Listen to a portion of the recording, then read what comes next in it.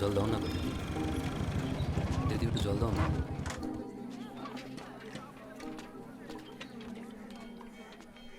కీజాలు ఇలా ఎండలో కూర్చొని అందరిని నీళ్ళు అడిగే బదులు నువ్వు వెళ్ళి పట్టుకోవచ్చు కదా.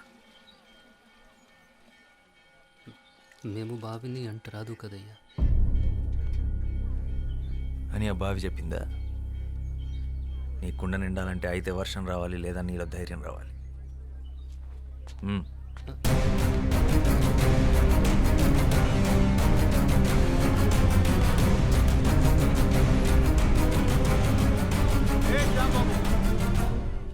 ఆడు పంచముడు, ఆడెలా బావిని ముట్టుకుంటాడు అంటే కింద జాతి వాడు.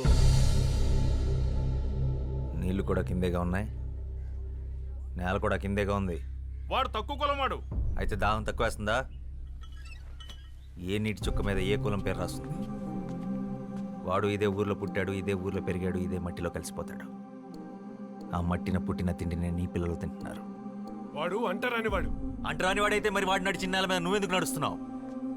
వాడు పీల్చి వదిలేసిన గాలి నువ్వెందుకు పీలుస్తున్నావు? ఆపేచ్చుగా! నేలకి, గాలికి, నీటికి బతికించే గుణం ఉంటుందే తప్ప హింసించే కులం ఉండదు. ఆయన కులం కాళ్ళు పట్టు కూర్చోడానికి.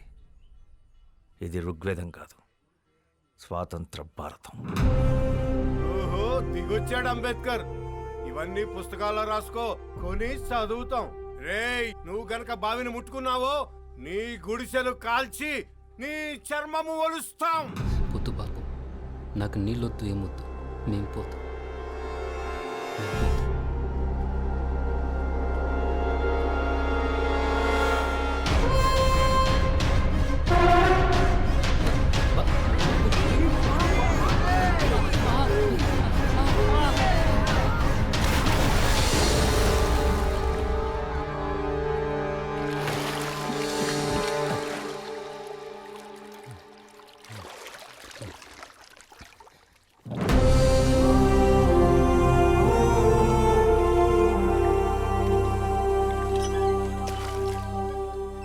ఇప్పుడు ఈ బావి కూడా అంటరానిది, వాడికే సొంతం.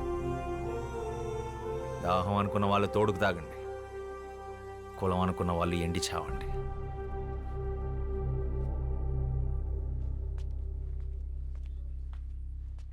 వాడి గుడిసె జోలికెళ్ళావో నీళ్ళెక్కడుందో ఈ శ్యామ్ సింగరాయ్కి బాగా తెలుసు.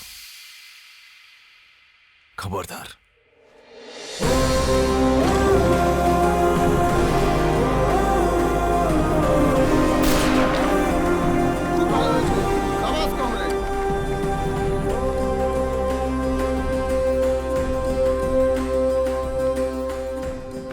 बंधु हमारे साथ आ जाओ. ఒక తోట ఒక్కడికే పనిచేస్తుంది, ఒక అక్షరం లక్షల మందిని కదిలిస్తుంది.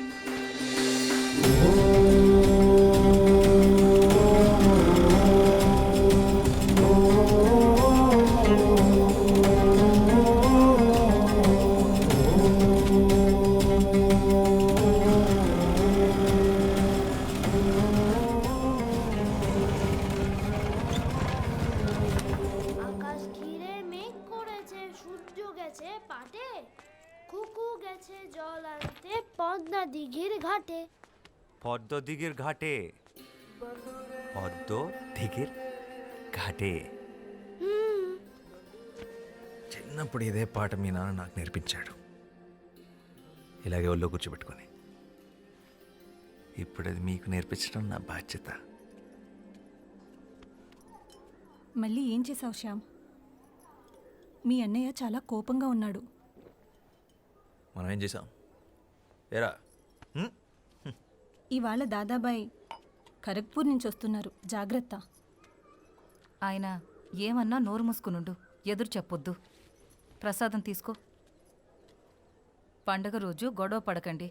దేని గురించంట? ఈరోజు జరిగిన దాని గురించా, లేక నిన్నటి గొడవ? మొన్నటిదా?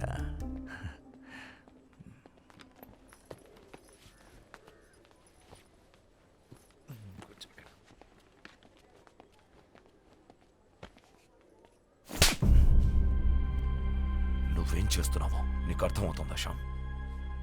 మన కుటుంబం పరువు తీస్తున్నావు.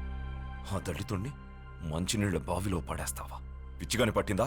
ఇప్పుడు మనల్ని కూడా ఊరి నుంచి వెళ్ళేస్తారా? నీకు ఆ కష్టం అవసరం లేదన్నయ్య, నేనే వెళ్ళిపోతాను.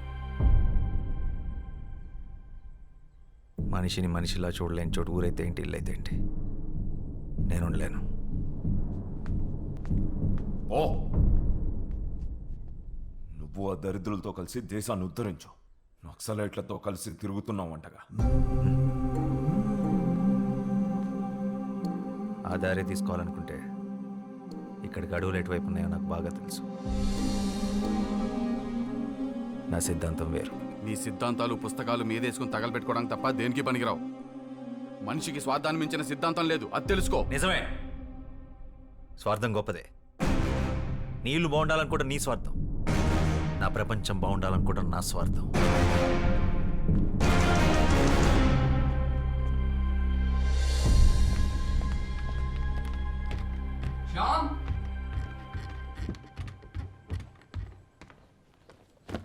కోప్పడకురా, కొట్టింది అన్నయ్యగా. ఇది అన్నయ్య మీద కోపం కాదు మనోజ్, సమాజం మీద. ఇది మన ఇంటి సమస్య, ఊరి సమస్య కాదు, దేశం సమస్య. సమాజాన్ని మార్చే శక్తి సాహిత్యానికి మాత్రమే ఉంది. శ్యామ్, నేను వెళ్ళాలి, నేను రాయాలి. ఇదేంట్రా ముందే సర్ది పెట్టేసుకున్నావా? ఎవరికి చెప్పొద్దు. 3 రోజుల ముందే టికెట్ కొనేసా, హౌరా బండికి. పండగ కదరా, పండగ అయ్యాక వెళ్ళొచ్చుగా. పండగ ప్రతి సంవత్సరం వస్తుంది, నా సమయం వృధా అయితే తిరిగి రాదు. అయినా నాస్తికుడికి పండగ ఏంటి?